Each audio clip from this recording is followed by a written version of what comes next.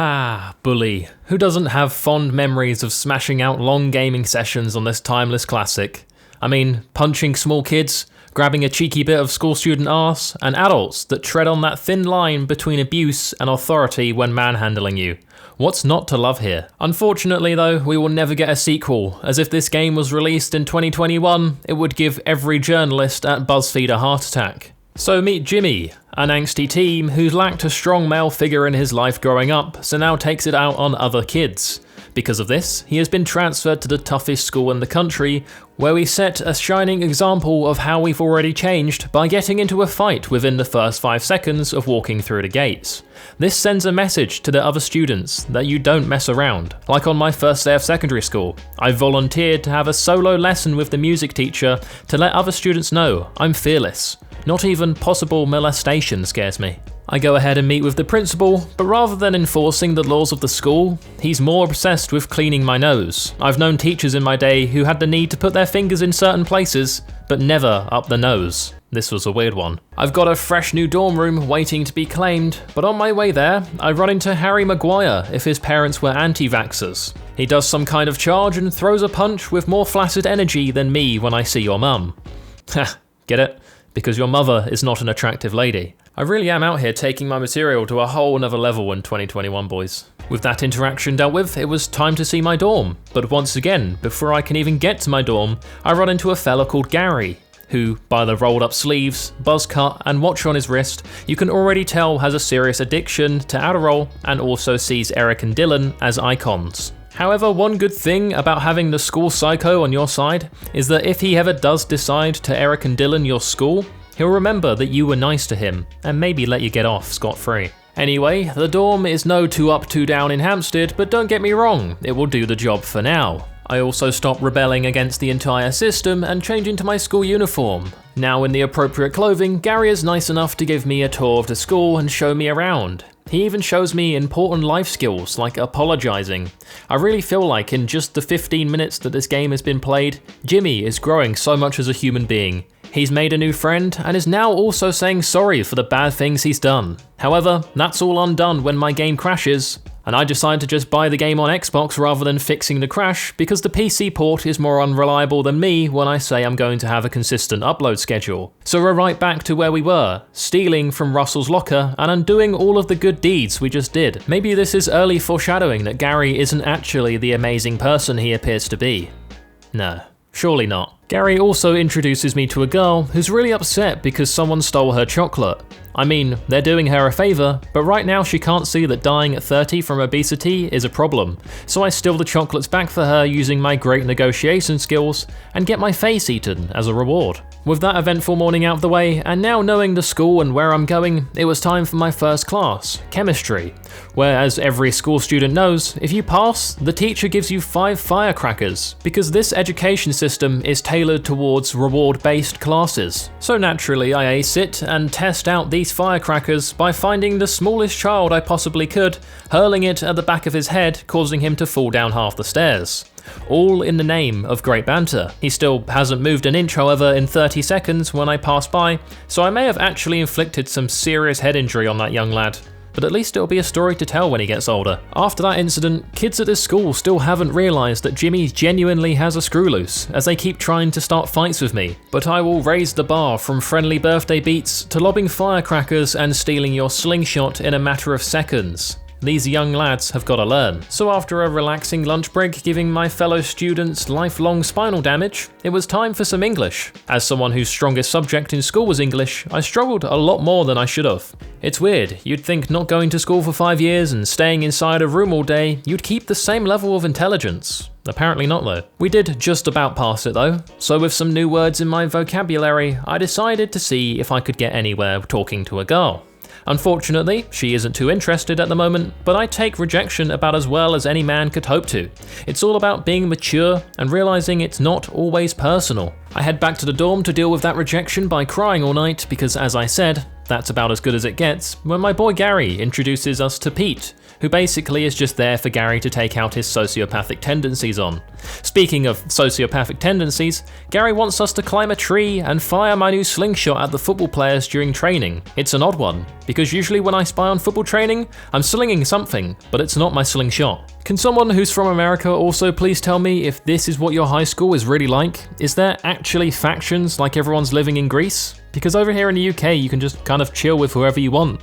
At least, I think. I don't know, I didn't have any friends in school. Upon returning to the dorm, I found Gary and PT arguing. They're like an unhappy married couple, and I had enough of this as a kid walking back into the house with my parents. Come on, I'm sorry. I'll give you a kiss if that's what you want. It's nice to see that Gary has a level head on his shoulders, because that's always the best way to resolve conflict between the bros. Whenever me and my friends have an argument, we solve it with a looping 69 train. It really does work. They were actually arguing because Gary's mentally unstable and he wants to go torment the local homeless guy who sleeps on campus about 10 feet away from small children.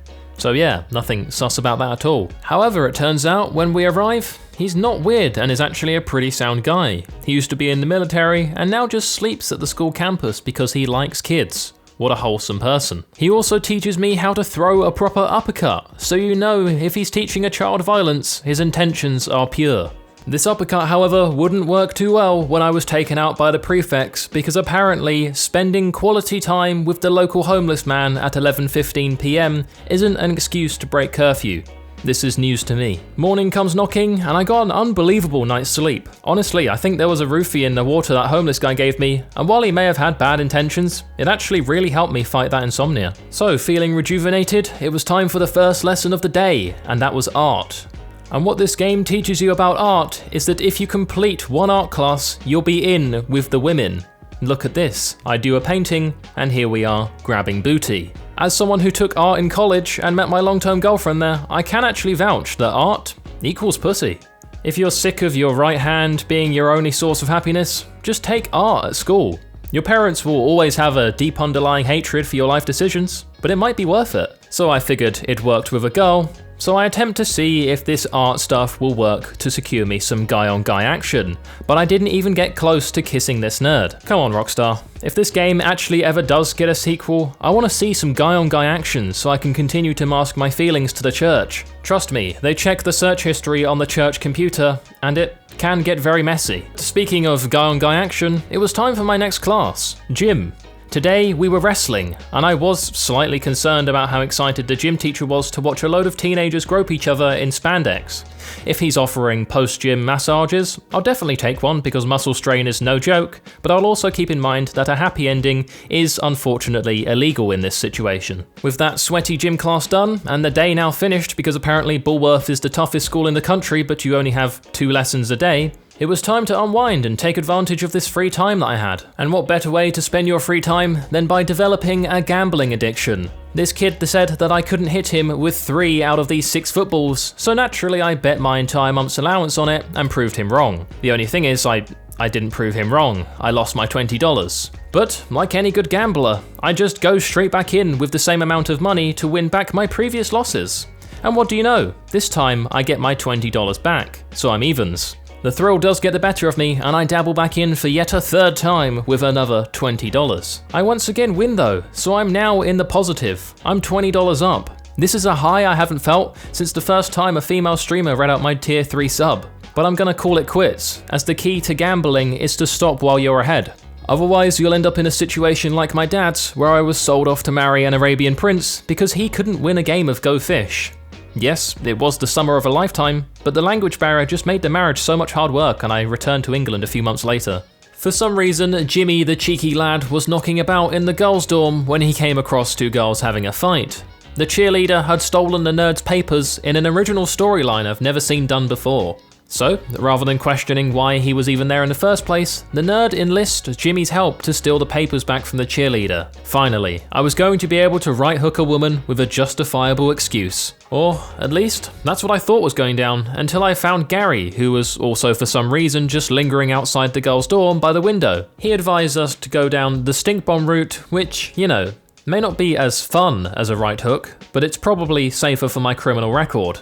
And that's always how you should scale every important life decision. So I find myself at the cheerleader's locker where I steal the papers back, and at this point I could have just left. But she needs to be taught a lesson about messing with the nerds, so I plant a stink bomb in her locker, which in turn causes a reaction where her stomach literally turns inside out and she starts vomiting all over the floor.